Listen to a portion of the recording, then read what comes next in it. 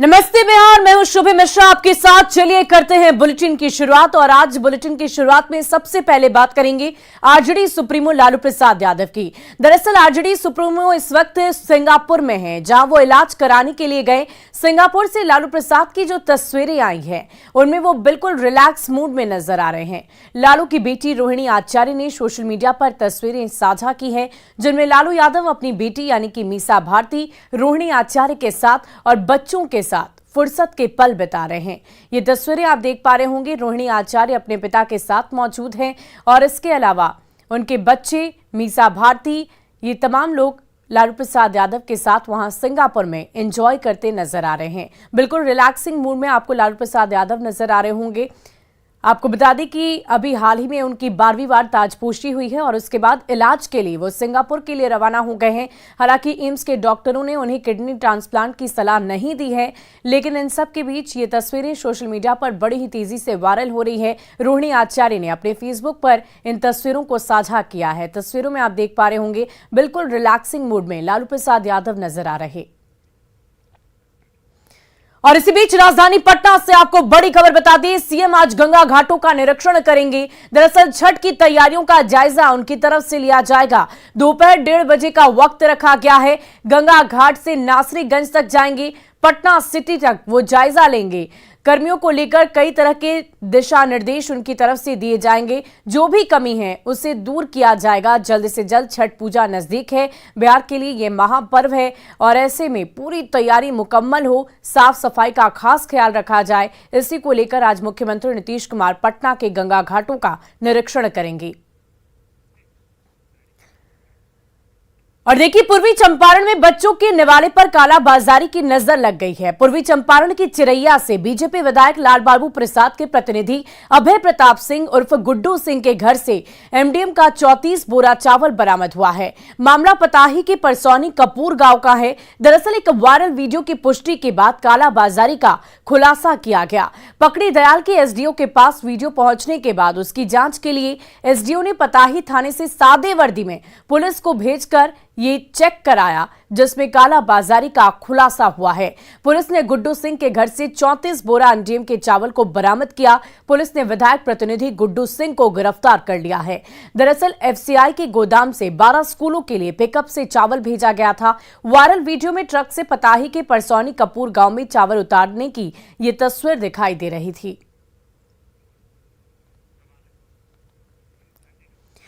और अब ऐसे में सवाल उठता है कि आखिर ये कब से एमडीएम के चावल का खेल चल रहा था। इस तरह की कालाबाजारी का खेल आखिर कब से चल रहा था। चावल की कालाबाजारी में और कितने चेहरे संलिप्त हैं और कौन कौन लोग हैं जो इस कालाबाजारी में शामिल हैं। बच्चों के निवाले पर आखिर किसकी नजर है, कौन कौन से लोग इसमें शामिल हैं और क्या ऊपर तक ये कालाबाजारी के तार जुड़े हुए हैं। क्या वरिष्ठ अधिकारी, उच्चतम अधिकारी भी इस कालाबाजारी के खेल में संलिप्त हैं। और देखिए, बेगूसराय में संदेहास्पद परिस्थिति में कैदी की मौत के बाद हंगामा किया गया है। मृतक का नाम पंकज कुमार था। परिजनों का आरोप है कि पुलिस की लापरवाही से पंकज कुमार की जेल में ही मौत हो गई थी और पुलिस अपने बचाव के लिए शव को अस्पताल ले आई। पंकज कुमार पोखरिया में ढाबा चलाते थे। कुछ दिनों पहले ढाबा पर कुछ युवकों ने नशे का सेवन किया, लेकिन पुलिस ने ग्राहकों को छोड़ दिया और पंकज कुमार पर ढाबा में गांजा रखने का आरोप लगाते हुए एफआईआर दर्ज की है और इस मामले में उन्हें गिरफ्तार किया गया था। परिजनों ने पुलिस पर लापरवाही का आरोप लगाते हुए हंगामा किया। वहीं अधिकारी इस मुद्दे से पल्ला झाड़ते हुए नजर आए। मरा हुआ लाए है ना आप मरा हुआ है। अरे हम लोग जेल सिपाही नहीं है। जेल सिपाही नहीं तो आपका झूठ क्या बोलते हैं। मरा हुआ लाए हैं, हम वाजन चुरा के मार दिए। आप बोल दिए डर हम वहाँ मार दिए। जेल वाजन चुरा के बुलाइए जो जेल सिपाही है। आदमी मरा हुआ था, मेरा बेटा लाश चलाया है। आप क्या झूठ बोलते हैं। पति बोलने हैं रक्षक है, भक्षक क्या बोल रहे हैं। नहीं पति मर गया, अभी काम ना किया, हम विधवा हो गए। मार दिए मेरे पति को। हम लोग को थोड़े कोई गलती आप बोलिए नहीं। हाँ झूठ बोलते हैं। कार्रवाई होना चाहिए। डीएसपी कहा ले गए हमारे मालिक को उठा के बिना मतलब का। क्या धंधा करना भी गलत है, ढाबा चलाना गलत है। मालिक तो इसलिए मालिक ले गया कि क्या ये कहा जेल में मार दिया हमको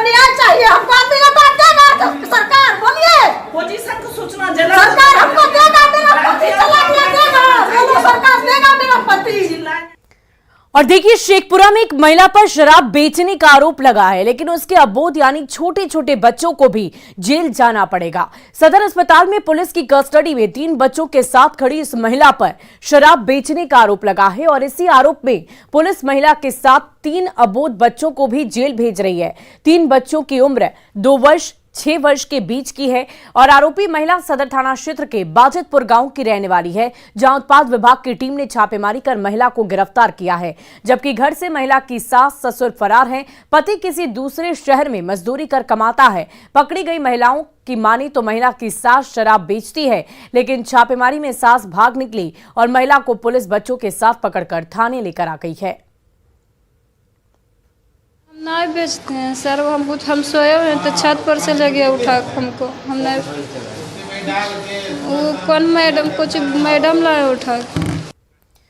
और देखिए, बिहार के सियासी गलियारों से आपको बड़ी खबर बता दें, बीजेपी के खिलाफ जेडीयू का हल्ला बोल देखने को मिलेगा। बिहार भर में जेडीयू का प्रदर्शन जारी रहेगा। बीजेपी के खिलाफ जेडीयू आज प्रदर्शन करेगी। निकाय चुनाव को लेकर यह हल्ला बोल है।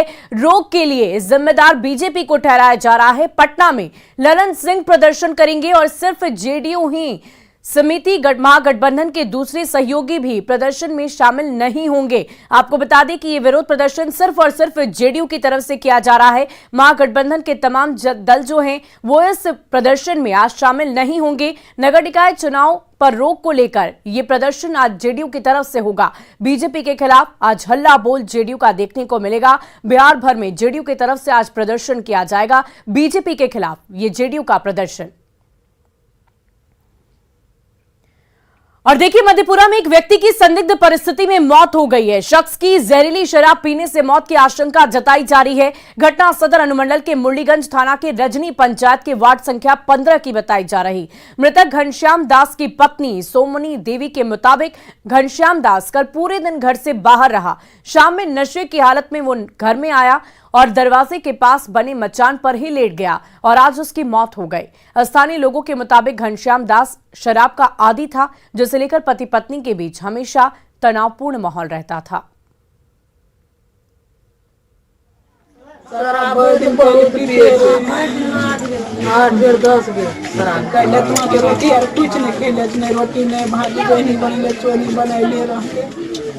दारू तो बहुत फिर मिलने के सगरा दारू दी बगल में थी बहुत तेज है। और इसी बीच दरभंगा से आपको बड़ी खबर बता दें, जहां डीएमसीएच बॉयज हॉस्टल के मेज से शराब की बरामदगी की गई है। मेज से 27 बोतल शराब बरामद की गई। गिरफ्तार किया गया है मेज संचालक। ये बड़ी खबर आपको बता रहे हैं, जहां डीएमसीएच में मेज में शराब की बोतलें बरामद की गई है। 1-2 नहीं बल्कि कुल मिलाकर 27 बोतल शराब की बरामद की गई है। फिलहाल मेज संचालक जो है उसे गिरफ्तार कर लिया गया है। बॉयज हॉस्टल से 27 बोतल शराब की बरामदगी की गई। तो दरभंगा से ये बड़ी खबर आपको बता रहे हैं, जहां डीएमसीएच में मेस में बॉयज हॉस्टल में करीब 27 बोतल शराब की बरामदगी की गई है। जो बॉयज हॉस्टल है उसमें जो मेस संचालित किया जा रहा है, उसके खाना बनाने के कम कक्ष में लगभग 20 लीटर शराब बेता थाना द्वारा रेड करके बरामद किया गया है। जो भी हैं 2 लोग वहाँ थे, जो मेस संचालक है उसके पुत्र हैं, दोनों को गिरफ्तार करके आगे कार्रवाई की जा रही है, पूछताछ जारी है।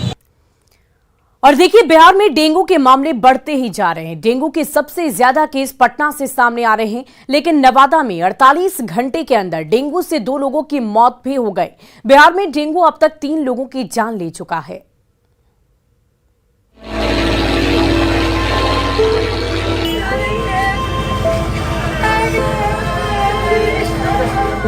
बचाव की तैयारी है, लेकिन वो नाकाफी है। नतीजा खुद देख लीजिए। रोते बिलखते ये वो परिजन हैं जिनके अपने को डेंगू के डंक ने ले लिया। तस्वीरें नवादा की हैं। नवादा में 48 घंटे में डेंगू से 2 लोगों की मौत हो गई। संडे को 102 फीवर आया। मंडे को पटना फोर्ड हॉस्पिटल में भर्ती हुई और बुध को एक घटना हो गई।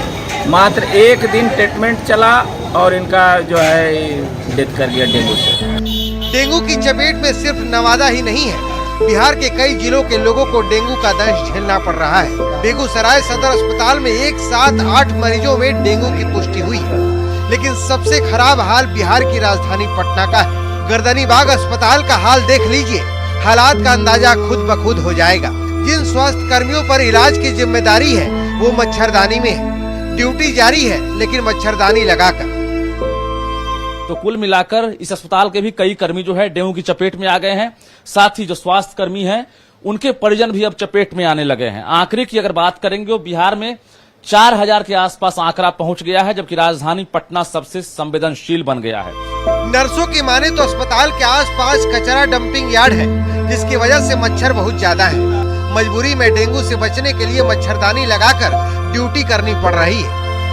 मच्छरदानी के अंदर हाँ, मच्छरदानी में जो पुर्जा है उसका दवाई लिखना पड़ता है। हम लोग मच्छर बहुत है क्या? बहुत मच्छर है। मेरे ही घर में 2 पॉजिटिव है डेंगू का। अब जरा सोचिए, जिस राज्य में मच्छरदानी के अंदर से डेंगू के मरीजों का इलाज होगा, वहाँ के हालात कैसे होंगे। न्यूज़ 18 के लिए पटना से रजनीश कुमार, बेगूसराय से संतोष और नवादा से अनिल विशाल की रिपोर्ट। और इसी बीच गोपालगंज से आपको बड़ी खबर बता दी। दरअसल विधानसभा उपचुनाव पर यह बड़ी जानकारी सामने आ रही है। आरजेडी प्रत्याशी आज नामांकन करेंगे। मोहन प्रसाद गुप्ता आज नामांकन करेंगे। मिंज स्टेडियम में चुनावी जनसभा भी की जाएगी। और खबर तो यह भी है कि तेजस्वी यादव भी वहां पर पहुंच सकते हैं और लोगों को संबोधित करेंगे। तो यह बड़ी खबर आपको उपचुनाव से संबंधित बता रहे हैं। आरजेडी के प्रत्याशी आज नामांकन दाखिल करेंगे। मिंज स्टेडियम में चुनावी जनसभा आयोजित की जाएगी। तेजस्वी यादव भी आज गोपालगंज पहुंच सकते हैं और वहां चुनावी जनसभा को संबोधित करते नजर आएंगे तेजस्वी यादव।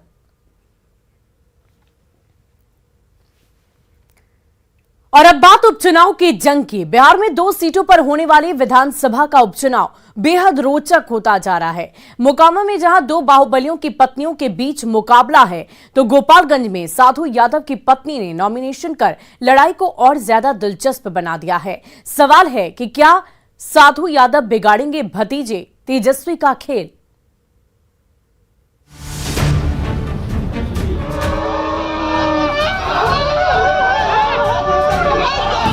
के मैदान में सब जायज है।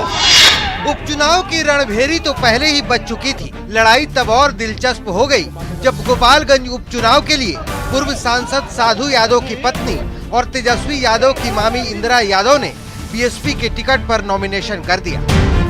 विकास मुद्दा है, जो अधूरा काम बाकी है उस सब के लिए पूरा करने। तेजस्वी जी की पार्टी भी लड़ रही है, तो आशीर्वाद हुआ कि नहीं, मामी का आशीर्वाद हुआ कि नहीं? उस पर कुछ नहीं बोलेंगे। अब बड़े जीजा जी आप दीदी से आशीर्वाद लेंगे, आशीर्वाद लेना चाह रहे हैं। गोपालगंज की सीट बीजेपी विधायक सुभाष सिंह की मृत्यु के बाद खाली हुई है। अब तक यहां पर सीधा मुकाबला था बीजेपी की उम्मीदवार दिवंगत सुभाष सिंह की पत्नी कुसुम देवी और आरजेडी के मोहन गुप्ता के बीच। लेकिन साधु यादव की पत्नी के नॉमिनेशन के बाद लड़ाई त्रिकोणीय हो चुकी है। ठीक है, तो लड़ाई के मैदान में सब जारी है। क्या साथ में है? लड़ाई के मैदान में सब जायज है। चलिए, मामा का आशीर्वाद होगा कि नहीं? मामा का आशीर्वाद। सब सब सब सब लड़ाई के मैदान में सब जारी है, सब जायज है। चलिए, सब जायज है, सब जायज। दरअसल 2020 में गोपालगंज विधानसभा सीट पर हुए चुनाव में बीजेपी के सुभाष सिंह को 77,791 वोट मिले थे, जबकि बीएसपी के साधु यादव को 41,039 वोट मिले थे। कांग्रेस के आसिफ गफूर तीसरे स्थान पर थे, जिन्हें 36,460 वोट मिले थे। जाहिर सी बात है 2020 में भी साधु यादव ने अपने बलबूते पर ही 41,000 से ज्यादा वोट जुटाया था और महागठबंधन के कांग्रेस उम्मीदवार को ढकेलकर तीसरे स्थान पर कर दिया था। 2022 में भले ही जेडीयू आरजेडी का गठबंधन हो गया हो और गोपालगंज सीट आरजेडी के खाते में चली गई हो, लेकिन आरजेडी की राह आसान नहीं दिख रही है, क्योंकि एक तरफ बीजेपी उम्मीदवार को सहानुभूति वोट मिलने का अनुमान है, तो दूसरी तरफ साधु यादव ने भांजे का खेल खराब करने के लिए पत्नी को मैदान में उतार दिया है। न्यूज़ 18 के लिए गोपालगंज से गोविंद कुमार की रिपोर्ट। और गोपालगंज विधानसभा उपचुनाव में एआईएमआईएम ने भी अपने उम्मीदवार उतारे हैं। पार्टी ने पूर्व मुखिया अब्दुल सलाम को अपना उम्मीदवार बना दिया है। पार्टी के प्रदेश अध्यक्ष अख्तरुल इमान ने कहा कि चुनाव में आरजेडी के एमवाई समीकरण को झटका लग सकता है। इधर आरजेडी ने एआईएमआईएम के उम्मीदवार उतारने पर निशाना साधा, साथ ही इशारों में बीजेपी को मदद पहुंचाने का आरोप भी लगाया है। पहले मुखिया भी थे, असलम मुखिया के नाम से जाने जाते हैं। हमारे मजबूत सिपाही हैं वहाँ पर, पार्टी के मजबूत वर्कर हैं। काफ़ी विश्वास है, बड़ा सामाजिक काम है उनका। किसने कहा महागठबंधन का? आप महागठबंधन इसके माने कि महागठबंधन MIM को कमज़ोर कर दे तो कोई बात नहीं, और वो इलेक्शन लड़े तो उनके लिए बड़े दुख की बात है। महागठबंधन ने मुझसे मशवरा तो नहीं किया कि मैं उसको कमज़ोर कर रहा हूँ। सवाल ये पैदा होता है कि बीजेपी का खौफ दिलाकर लोग कब तक अक़लियतों को ठगते रहेंगे कि आप बीजेपी के बी टीम के तौर पे। अरे कौन लोग कहते, कौन बेईमान लोग कहते हैं? बताइए कौन है? किसी को सर्टिफिकेट लेने की जरूरत है? कौन लोग किसका बीजेपी के साथ है, कौन किसके महागठबंधन में है, ये दुनिया नहीं देख रही है क्या? महागठबंधन गोपालगंज और मोकामा में प्रचंड बहुमत के साथ उपचुनाव जीतेगी। भारतीय जनता पार्टी को जिस रूप में कसरत करना है कर ले। 80% मतदाता महागठबंधन के पक्ष में लामबंद है। आप अगर द्वार खोलना चाहते हैं, किसी को दूसरे रास्ते से ला करके चुनाव लड़ना चाहते, लड़ा सकते हैं। जो पार्टियां भारतीय जनता पार्टी के लिए अगर अप्रत्यक्ष रूप में काम करने के लिए आगे बढ़ना चाहती है, ये लोकतंत्र भैया, कोई किसी पर पहरा लगा नहीं सकता, लेकिन जनता। और चलिए अब बढ़ते हैं अगली खबर की ओर। पुलिस की लाख कोशिश के बाद भी बिहार में शराबबंदी कानून सफल होती दिखाई नहीं दे रही है। पटना पुलिस ने जक्कनपुर थाना क्षेत्र के पास स्थित पुराने बस स्टैंड के समीप होटल में शराब पार्टी का भंडाफोड़ किया है। गुप्त सूचना के आधार पर पुलिस ने कार्रवाई करते हुए होटल मालिक दिग्विजय कुमार सहित 2 लोगों को गिरफ्तार कर लिया। अन्य आरोपी सासाराम और जहानाबाद के रहने वाले बताए जा रहे हैं। पुलिस गिरफ्तार आरोपियों से पूछताछ कर रही है।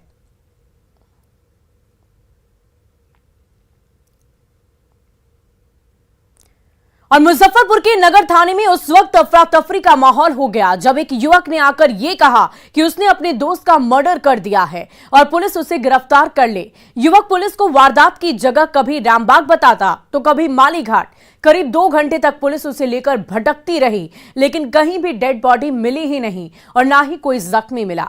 जांच के बाद पता चला कि युवक का नाम शमशाद है, जो मानसिक रूप से विक्षिप्त है और घर से भागा हुआ है। शमशाद पर पहले से भी नगर थाने में मामले दर्ज है।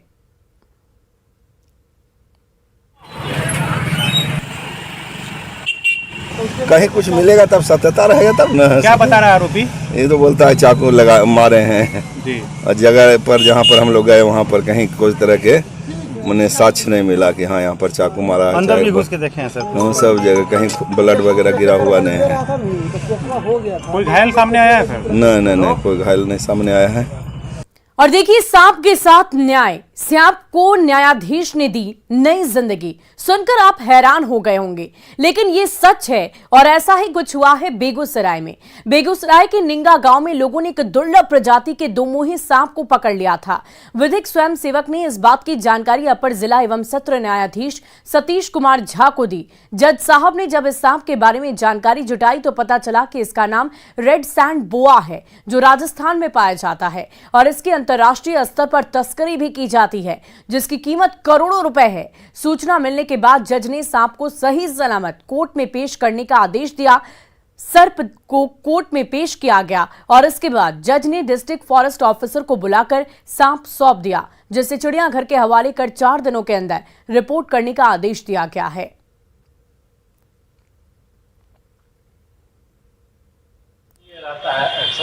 राजस्थान साइड में ज़्यादातर ये पाया जाता है।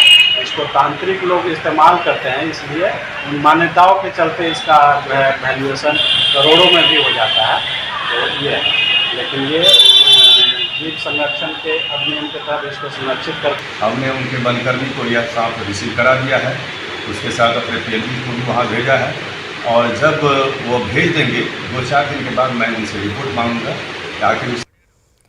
और गुजरात के अहमदाबाद में हो रहे 36वें राष्ट्रीय खेल का समापन हो चुका है। देश भर के खिलाड़ी और खेल प्रेमी इसके सफल आयोजन में काफी खुश हैं।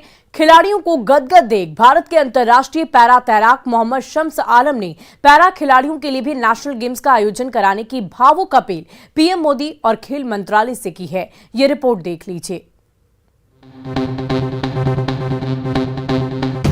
कारनामे बड़े होंगे तो बात बड़ी होगी, हौसले बड़े होंगे तो औकात बड़ी होगी। शायद यही सोचकर पैरा तैराकी में देश के नाम कई मेडल जीत चुके इंटरनेशनल पैरा तैराक मोहम्मद शम्स आलम ने देश के प्रधानमंत्री नरेंद्र मोदी से पैरा नेशनल गेम्स कराने की ये अपील की है। मैंने माननीय प्रधानमंत्री जी, खेल मंत्री जी और खेल विभाग पैरालंपिक कमेटी ऑफ इंडिया, उनके अध्यक्ष से ये रिक्वेस्ट की है मैंने कि हमारा पैरा नेशनल गेम्स भी हो तो बहुत बढ़िया होगा। हमारे जैसे पैरा खिलाड़ी जितने भी है देश में, उन सबको एक बेहतरीन अपॉर्चुनिटी मिलेगी। मोहम्मद शम्स आलम बिहार के मधुबनी जिले के बिस्पी प्रखंड के रहने वाले हैं। व्हील चेयर से स्विमिंग पूल में उतरने तक का उनका सफर आसान नहीं रहा है। हालातों से लड़ने वाले शम्स जिस तरह से जिम में मेहनत करते हैं, उसे देखकर लगता है कि अब हालात उन्हें नहीं बल्कि वो हालातों को चुनौती देते हैं। दरअसल पेशे से मैकेनिकल इंजीनियर शम्स आलम मानते हैं कि अगर पैरा खिलाड़ियों के लिए भी नेशनल गेम्स का आयोजन होता है तो देश भर के तमाम राज्यों के सर्वश्रेष्ठ पैरा खिलाड़ियों को अपनी प्रतिभा को निखारने के लिए एक बड़ा मंच मिलेगा। पैरा नेशनल चैंपियनशिप तो हमारी होती है, लेकिन अगर हमारा पैरा नेशनल गेम्स होगा तो उसमें देश के सर्वश्रेष्ठ दिव्यांग खिलाड़ी जो हैं वो आएंगे और वो प्रतिभागी करेंगे, और जिससे एक नई प्रतिभा हमें मिलेगी। फिलहाल बिहार के लाल मोहम्मद शम्स आलम इन दिनों 2023 में मैनचेस्टर में होने वाले वर्ल्ड पैरा स्विमिंग चैंपियनशिप के साथ ही चीन में होने वाले एशियन पैरा गेम्स 2023 की तैयारी में जुटे हैं और मकसद है अपने देश के लिए मेडल जीतना। आखिर में शम्स के लिए इतना ही कहेंगे, सच होते हैं उनके सपने, जिनके सपनों में जान होती है। कुछ नहीं होता पंखों से, हौसलों से उड़ान होती है। न्यूज़ 18 के लिए मधुबनी से अमित रंजन की रिपोर्ट। और फिलहाल इस बुलेटिन में अभी के लिए बस इतना ही। न्यूज़ 18 बिहार झारखंड पर खबरों का सिलसिला लगातार जारी है।